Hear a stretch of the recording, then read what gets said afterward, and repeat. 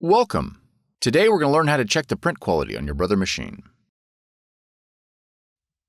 This video will cover multiple models and operating systems. Even though your machine may not match the model on the screen, the overall process will be the same.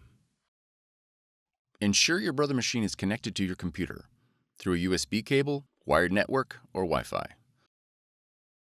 Open the scanner cover.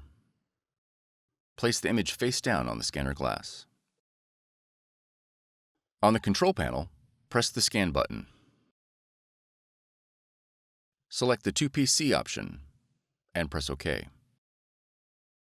Now press the down arrow repeatedly until the 2 Image option is selected. Now press OK.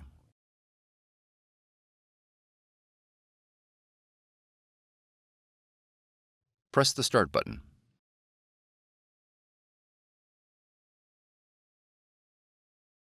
The scanned image will be sent to your computer.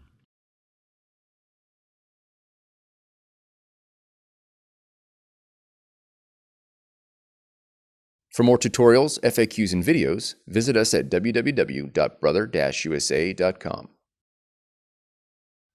If you found this video helpful, be sure to subscribe.